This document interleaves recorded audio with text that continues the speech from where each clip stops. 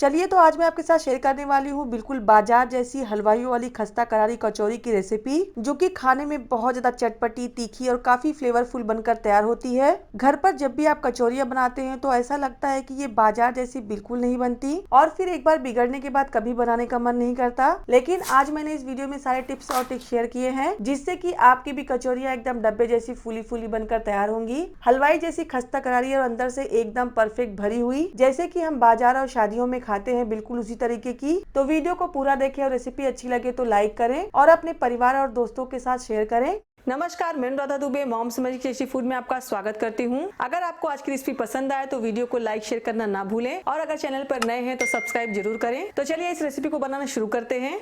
तो इस रेसिपी को बनाने के लिए सबसे पहले लगाएंगे हम इसका डो।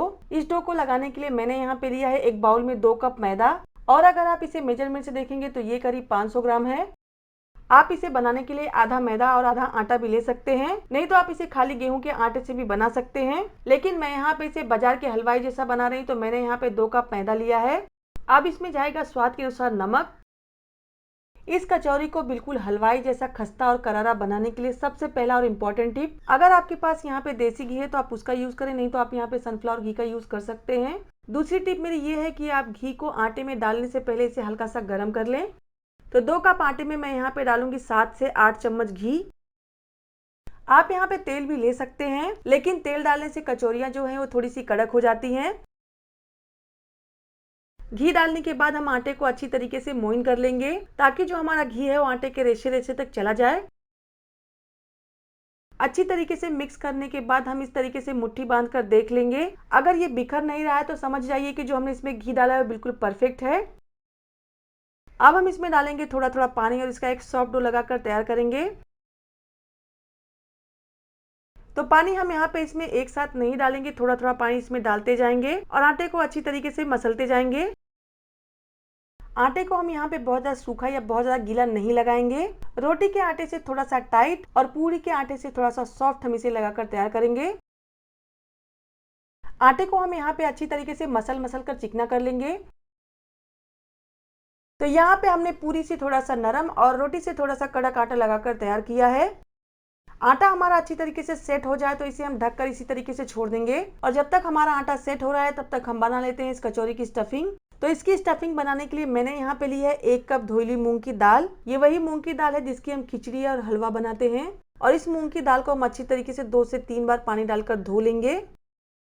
तो यहाँ पे मूंग की दाल को मैंने पहले से ही 2 घंटे पानी में भिगो कर रखा हुआ है और मूंग दाल भी हमारी अच्छी तरीके से फूल कर तैयार हो चुकी है और सारे पानी को छान कर मैंने इसमें से निकाल दिया है।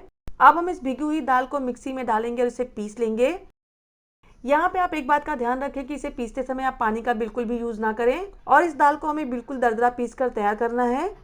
तो हमने इसे 2 से 3 बार मिक्सी चलाकर अच्छे से पीस लिया है और आप यहाँ पे इस मिक्सचर में खड़ी दाल को भी देख पा रहे होंगे। दाल को यहाँ पे हमें पीस कर इसकी चटनी नहीं बनानी है, दाल को हमें बिल्कुल दरदरा पीस कर तैयार करना है।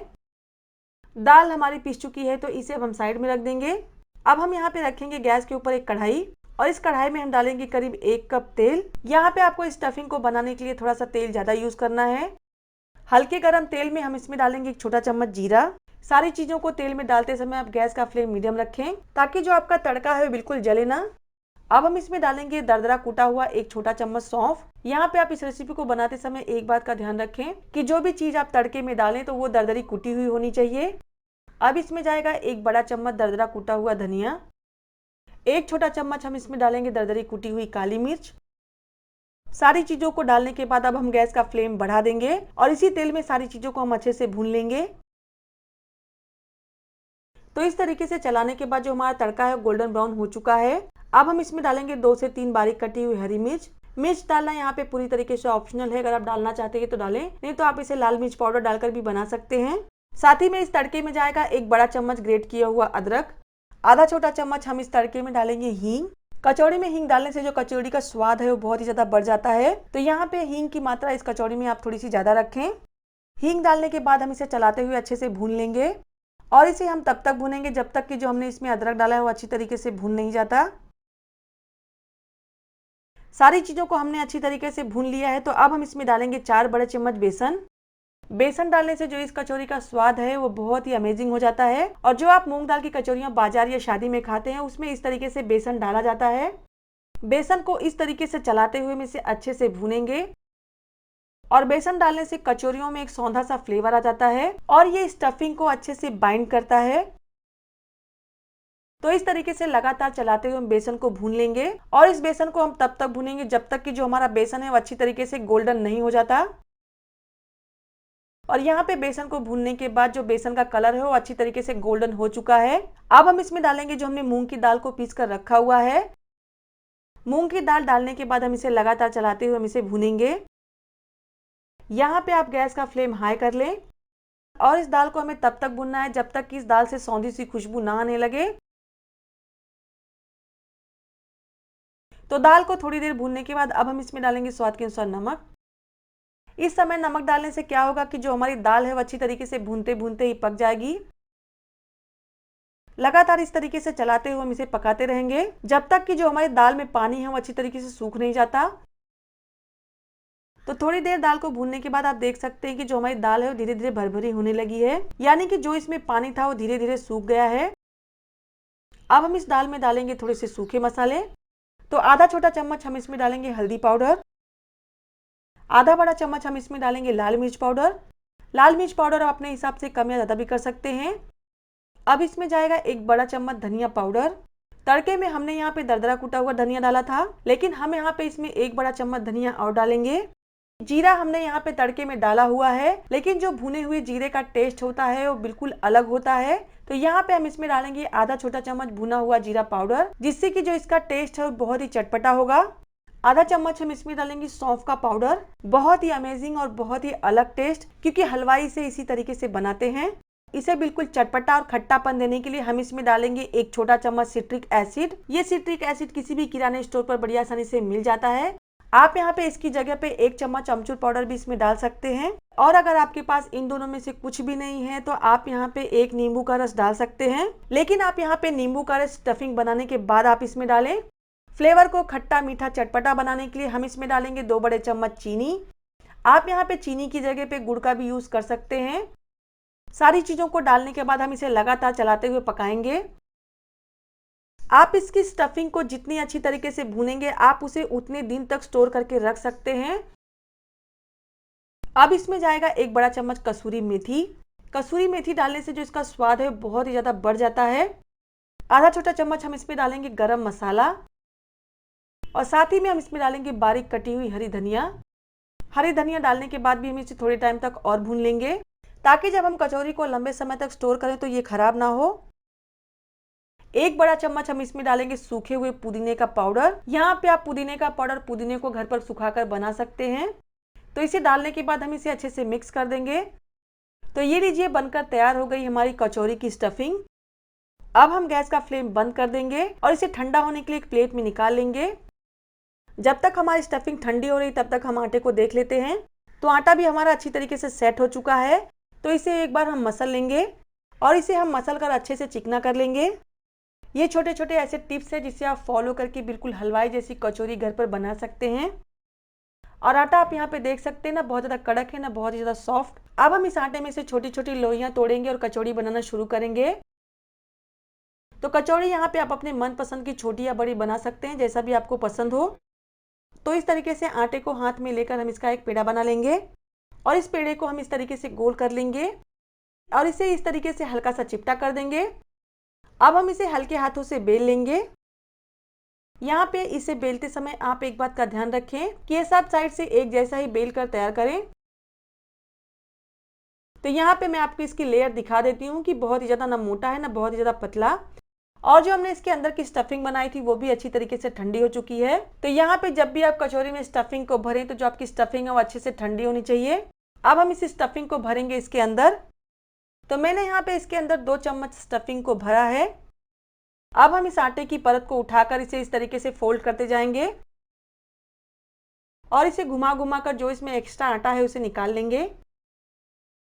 अब इस तरीके से घुमा घुमा कर हम इस कचौरी के मुंह को अच्छे से सील कर देंगे, ताकि जब हम कचौरी को तलें तो ये तेल में खुले ना। यही भी आपको थोड़ा सा ध्यान रखना है कि कचौरियों को आपको अच्छी तरीके से सील करना है, कचौरियों को सील करने के बाद इस तरीके से इसके ऊपर का पॉइंट घुमा दें, इसे अच्छी तरीके से अंदर दबा दें और इसे इस तरीके से दबा दबा कर सारे मसाले को कचौरियों में फैला दें। आप चाहें तो इन कचौरियों को हल्का सा बेलन से भी बेल सकते हैं, लेकिन इस तरीके से उंगलियों से दबाने के बाद ये कचौरियां फटती नहीं है। तो ये लीजिए, हमारी पहली मूंग दाल कचौरी बनकर तैयार हो चुकी है और बाकी की कचौरियों को भी हम इसी तरीके से भरकर तैयार कर लेंगे। तो यहाँ पे मैंने 7 से 8 कचौरी बनाकर तैयार कर ली है। यहाँ पे आप कचौरी को एक साथ भरकर ना रखें, जितनी जितनी आप कचौरियाँ बनाते जाएं आप उतनी उतनी कचौरियों को तलते जाएं। तो यहाँ पे आप देख सकते हैं कि जो हमारी कचौरी हमने इसे कितनी अच्छी तरीके से भरकर तैयार कर लिया है। तो अब हम इन कचौरियों को तलना शुरू करेंगे। अब इन कचौरियों को तलते कैसे हैं, सबसे मेन पॉइंट यही है। तो यहाँ पे आप कढ़ाई में इतना तेल लें कि जब आप कढ़ाई में कचौरियां डालें तो अच्छी तरीके से तैरें। कचौरियों को तलते समय आप एक बात का ध्यान रखें कि जो आपका तेल है बहुत ही ज्यादा गर्म या बहुत ज्यादा ठंडा नहीं होना चाहिए। तेल आप बिल्कुल मीडियम फ्लेम पर गर्म करें। इस तरीके से आटे की गोली डालकर आप इस तेल में देख लें, अगर वो तैर कर धीरे धीरे ऊपर आ रही है तब आप समझ जाइए कि जो आपका तेल है बिल्कुल परफेक्ट गर्म है। अगर आप कचौरियों को बहुत ज़्यादा हाई फ्लेम पर इस तेल में डाल दें कि जो आपकी कचौरियां हैं वो बहुत ज़्यादा खस्ता नहीं बनेंगी। तो इन कचौरियों को खस्ता बनाने के लिए ये भी एक ऐसा ट्रिक है जिससे कि आप कचौरियों को बहुत ज़्यादा खस्ता बना सकते हैं।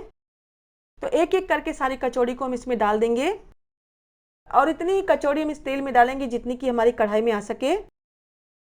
तो यहाँ पे हम इस कचौरी को बिल्कुल मीडियम फ्लेम पर तलकर ही तैयार करेंगे और जो हमारी कचौड़ी है धीरे धीरे तलकर तैरकर ऊपर आना शुरू हो चुकी है और हम इसे इसी तरीके से तैरकर ऊपर आने देंगे। जब सारी कचौरियां तैरकर ऊपर आ जाएंगी तब हम इसे पलटेंगे और आप यहाँ पे देख पा रहे हैं कि जो हमारी कचौरियां हैं वो धीरे धीरे फूलना शुरू भी हो चुकी हैं और सारी कचौरियां तैरकर ऊपर भी आ गई हैं। अब हम इसे एक बार पलट देंगे।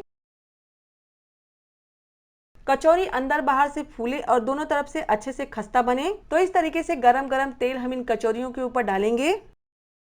इससे क्या होगा कि जो आपकी कचौरियां हैं वो अच्छी तरीके से फूलेंगी और अंदर बाहर से अच्छी तरीके से खस्ता बनेंगी। और आप यहाँ पे देख पा रहे होंगे कि जो हमारी कचौरी है वो अच्छी तरीके से फूल गई है और इसमें हल्का सा क्रैक भी आ गया है। तो यही परफेक्ट इंडिकेशन है कि जो हमारी कचौरियां हैं बिल्कुल खस्ता बनी है। तो कचौरियों को इस तरीके से पलट पलट कर हम इसे गोल्डन ब्राउन होने तक पका लेंगे। तो कचौरियों को एक बार हम इस तरीके से हलवाइयों जैसा घुमा देंगे ताकि ये चारों तरफ से अच्छी तरीके से सिक जाएं। तो सारी कचौरियां हमारी गोल्डन ब्राउन हो चुकी हैं और आप देख सकते हैं कि कितनी डब्बे जैसी फूल कर तैयार हुई हैं और आप इन कचौरियों को देखकर अंदाजा लगा पा रहे होंगे कि कितनी खस्ता बनी है। तो यहाँ पे हमारी कचौरियाँ अच्छी तरीके से गोल्डन ब्राउन हो चुकी हैं। तो हम सारे कचौरियों को एक प्लेट में निकाल लेंगे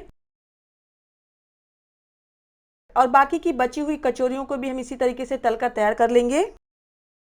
और आप देख सकते हैं कि एक भी ऐसी कचौरी नहीं है जो कि फूली नहीं है और बिल्कुल हलवाइयों जैसी खस्ता और करारी बनकर तैयार हुई है। तो कचौरियां तलते समय अगर इस तरीके से बीच में हल्का सा क्रैक्स आ जाता है तो आप समझ जाइए कि जो आपकी कचौरियां हैं वो अंदर बाहर से अच्छी तरीके से खस्ता और पककर तैयार हुई हैं। तो ये भी अच्छी तरीके से सिक चुकी हैं। तो इसे भी हम एक प्लेट में निकाल लेंगे। तो सारे कचौरियों को हमने यहाँ पे तलकर तैयार कर लिया है। एक कचौड़ी मैं आपको तोड़कर दिखा देती हूँ कि जो हमारी कचौड़ी है वो कितनी खस्ता और कितनी करारी बनकर तैयार हुई है, बिल्कुल बाजार के हलवाई जैसी।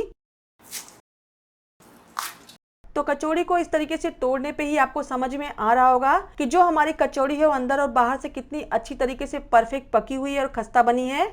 और आप यहाँ पे देख सकते हैं जो कचौरी की स्टफिंग है वो भी बिल्कुल परफेक्ट है। तो ये लीजिए, बन गई हमारी मूंग दाल की कचौरी और ये कचौरी खाने में बहुत ज्यादा टेस्टी और फ्लेवरफुल बनती है जो सभी को बहुत पसंद आती है। हल्के से खट्टे, मीठे और चटपटे फ्लेवर में ये कचौरी बनकर तैयार होती है। और इस कचौरी की खास बात यह है कि आप इस कचौरी को बनाकर महीने भर तक खा सकते हैं। ये बिल्कुल भी खराब नहीं होती है। तो इस तरीके से आप अपने घर पर नए नए रेसिपी को बनाकर अपने घर पर अपने परिवार के साथ एंजॉय करें। हाथ धोते रहें, जब भी आप घर से बाहर निकले तो मास्क जरूर पहने, अपनी बारी आने पर वैक्सीन जरूर लें और साथ ही में 2 गज की दूरी बनाए रखें। समय थोड़ा सा कठिन है पर बीत जाएगा। अपना और अपनों का ध्यान रखें। तो मिलते हैं अगली वीडियो में। अगर आप मेरे चैनल पे नए हैं तो उस सब्सक्राइब के लाल बटन को दबाना ना भूलें क्योंकि वो बिल्कुल फ्री है। और अगर आपको ये रेसिपी मेरी पसंद आई हो तो लाइक भी जरूर कर दीजिएगा। प्लीज़ अगर आपको मेरा वीडियो पसंद आया तो लाइक, शेयर, कमेंट और सब्सक्राइब करना ना भूलें। धन्यवाद।